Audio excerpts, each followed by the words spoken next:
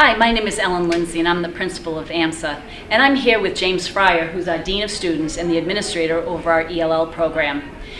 We're coming to talk to you today a little bit about the new ELL program at AMSA, what we're doing to get that program rolling and off the ground, what's been done, and what is ahead in the next couple weeks and in the next few months.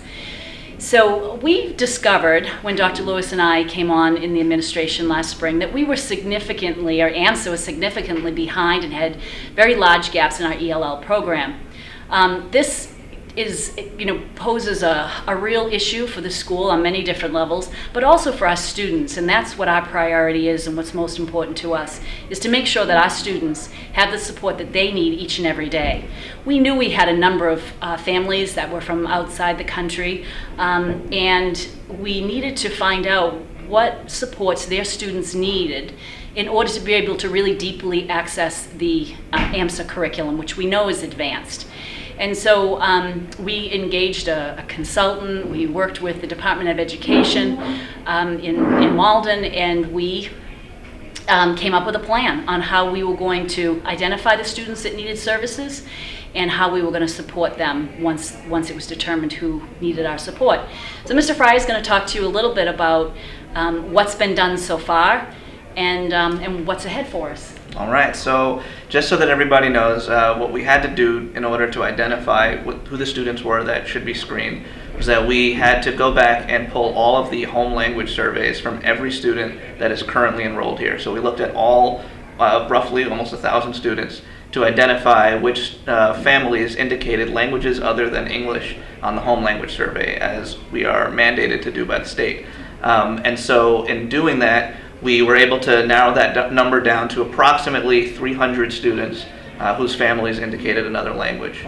And we set up a date this past Saturday for families to bring in their kids so that we can administer what's called the WIDA online screener, which is basically, it's a screener that helps us in identifying which students might benefit from additional support with their language development. And so we had over 200 students come in on Saturday, and we administered that screener. And so now we're in the process of scoring those based on the regulations that we were given. And from this point forward, we are going to identify those students. We're going to reach out to families, and we'll let families know one way or another whether their child was identified as a potential English language learner. That's right. So this has been a huge undertaking for James and for a team of teachers who have administered the test. And just keeping in mind that this is a screener that would typically be given to incoming sixth graders. And because over the span of years, the screener hasn't been given, we knew that we had students in the school from 7th grade through 12th grade who had never been screened. And so we felt that it was very important that we screen all of those students, and that's what the Department of Education felt was best, that we screen all of our students to make sure that no one's slipping through the gaps. And so now, as I said, our teachers are scoring these screeners, and in the next couple of weeks what we're looking to do is to reach out to families with a letter that informs the family how the screener, what the results were for their child. And then from that point, if a student is identified as a student that would benefit from additional ESL services, then we would offer the family the opportunity to either opt in or to opt out of that program. What that program would be their child would be in a class that is taught by a certified ESL teacher. Yeah, we know that this process hasn't been comfortable for everyone. And we apologize for that, but we really feel that this is something that's very important. There's students out there that need our help and support, and we need to do the right thing. And I really believe that this is the right thing to do for them. So we appreciate your support. We appreciate you bringing your children to see us on a Saturday, and we appreciate the time that it's taken up from your families to support this program.